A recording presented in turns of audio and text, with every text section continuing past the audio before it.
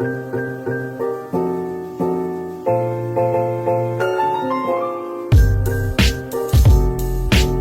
si Perú se ve al Mundial, ¿cuál es tu pronóstico? ¿Se irán más jugadores a Europa? ¿Por fin habrá una reforma? Esto es algo que se pensó mucho antes del Mundial de Rusia, porque siempre se creyó erróneamente que nadie se fijaba en nuestros jugadores porque no íbamos al Mundial. Siempre se creyó eso, ¿eh? Una de las teorías más erradas que hubo en el fútbol peruano. Incluso nuestros propios jugadores creían, llámese Paolo Guerrero, creían que en el momento que clasificáramos al Mundial y pusiéramos al Perú nuevamente en el escenario máximo del fútbol, se iban a empezar a interesar en futbolistas de nuestro país. Pero no fue así. Pero se equivocó. Todos se equivocaron. Periodistas, jugadores, todo. Perú clasificó al Mundial, jugó el Mundial, no pasó de ronda y nada cambió. Y si hubiéramos pasado de ronda, tampoco habría cambiado gran cosa. O sea, tras el Mundial, el único que consiguió un buen contrato fue Advíncula, que se fue a jugar al Rayo Vallecano. Y se fue a jugar a la primera de España. Después descendió y ya. Pero Advíncula fue el único que consiguió un contrato interesante. E incluso decían que fue porque la esposa del técnico de Rayo Vallecano en ese momento era una peruana y le pidió que contrate a Advíncula. Ya, pues si tu esposa te pide que contrates a su compatriota, lo contratas. Una historia que decían por ahí. Pero Advíncula fue el único que consiguió un contrato interesante. Después, Cueva salió de Brasil para irse a Krasnodar, para jugar en Rusia, que tampoco era un mercado muy soñado, ¿no? Porque Farfán ya jugaba en Rusia. Y Cueva en Krasnodar no duró. Después tenemos a quién, no hubo mucho movimiento. Bueno, a Carrillo todos esperaban de que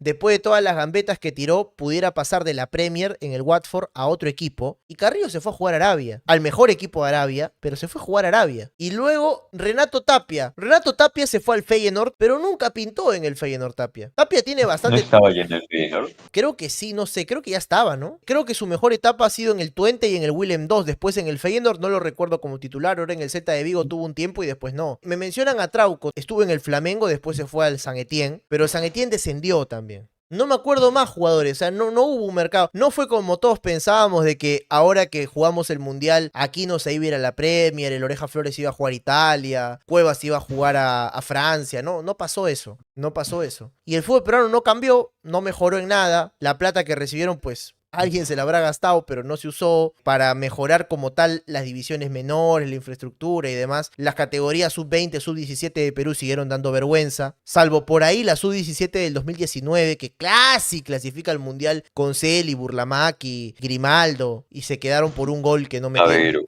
Pinto también. Bueno, esa fue la única sub algo digna de Perú, porque después ya todo fue un desastre.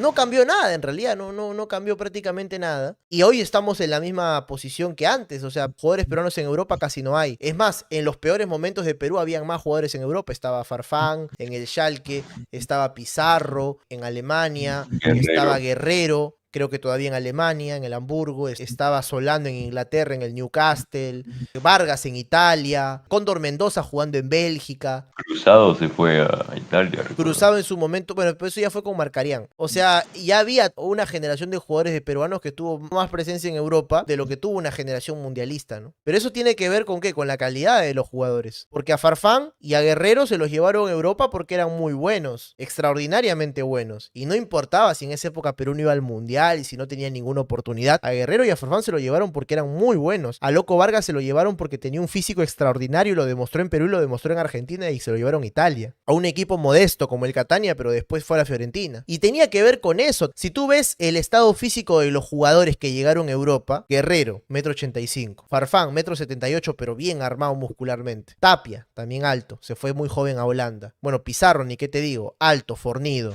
Y después ves eso y te das cuenta de que para que un Flores, para que un Cueva vayan a Europa y se queden ahí, tienen que ser extraordinariamente buenos, y tan extraordinariamente buenos no lo son. Vargas, otro ejemplo, Vargas también.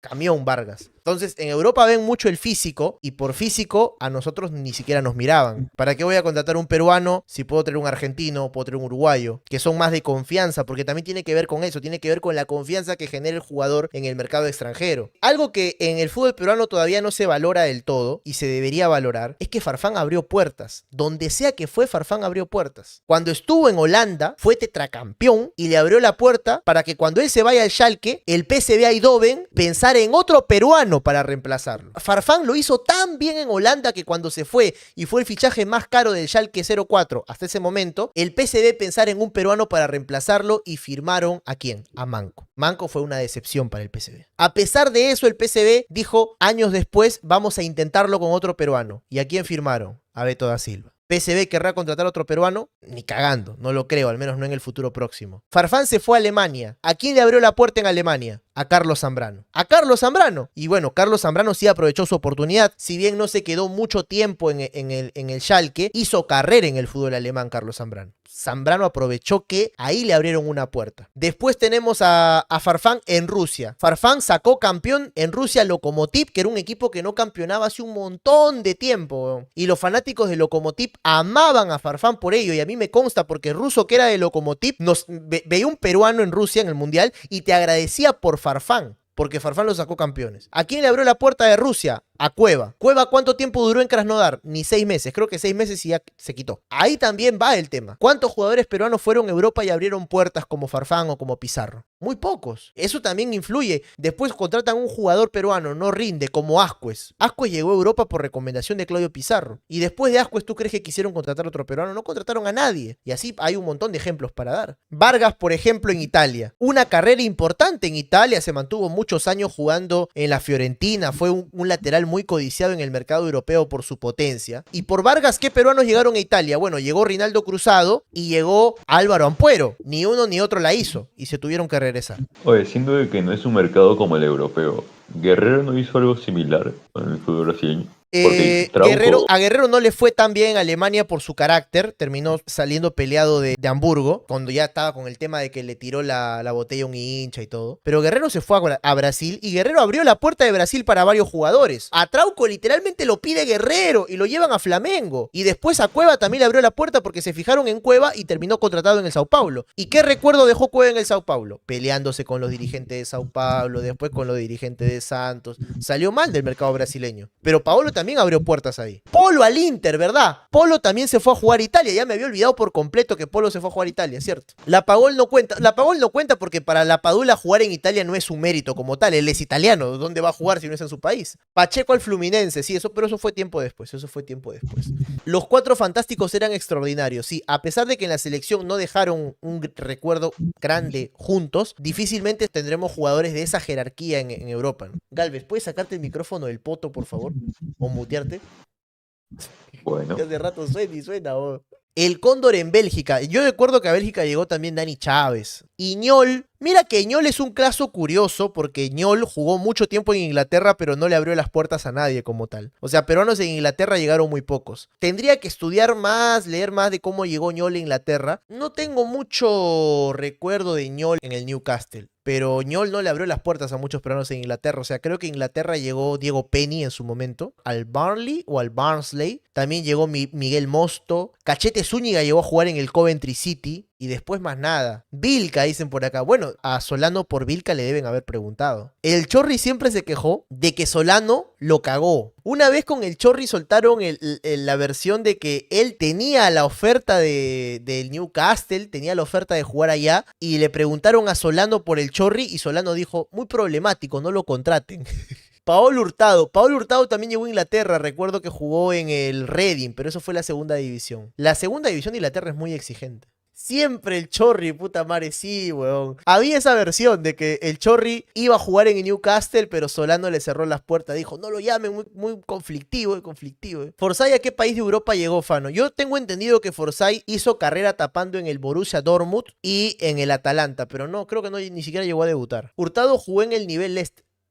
Te voy a banear, bebé. Ya me gastaste el pincho, te baneo. Por eso Pizarro lo bulleaba, dicen acá. Pobre Chorri. Es que sí, esa teoría existió. Voy a buscar la nota, ¿ya? Voy a buscar. Es más, creo que hasta amenazaron con demandarlo al Chorri por decir eso. Newcastle jamás quiso al Chorri Palacios, asegura el agente de Solano. Fastidiado por las palabras de Roberto Palacios, quien aseguró que Norberto Solano fue el responsable de truncar su paso al Newcastle, el representante del maestrito, Juan Domingo Pinieri, salió a desmentir la versión del chorrillano. He manejado durante 8 años años el Newcastle y llegaron jugadores como Clarence Acuña, Cristian Bacedas, Lucas Cominelli y Carlos El Lobo Cordone, en el tiempo de Bobby Robson. Nosotros éramos los referentes como managers y jamás, acá dice, jamás en la vida me preguntaron por Roberto Palacios. ¡Jamás! Señaló el agente del comercio. Cabe resaltar que Juan Domingo Pinieri era, además del representante de futbolistas, el asesor de contrataciones de jugadores sudamericanos en las Urracas. Como se recuerda, el Chorri Palacios aseguró que su pase a Newcastle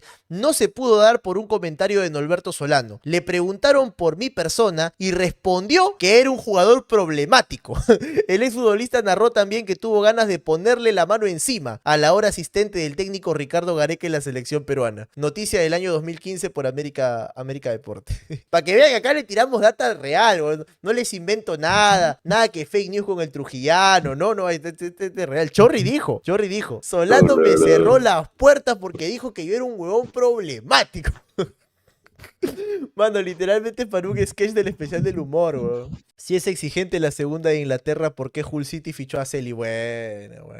¿Cómo lo diría el Pizarro episodio? Puta, no contrates ese huevón del Chorri porque la firme que es un cholo atorrante. Me cae mal, weón. Es más, si tú contratas al Chorri en el Chelsea, yo ni cagando continúo acá, weón. Me voy a Alemania. No contraten ese pezuñento del Chorri porque me llega al pinche. Mano, no puede ser, weón. Mano, lo cagaron al Chorri, weón.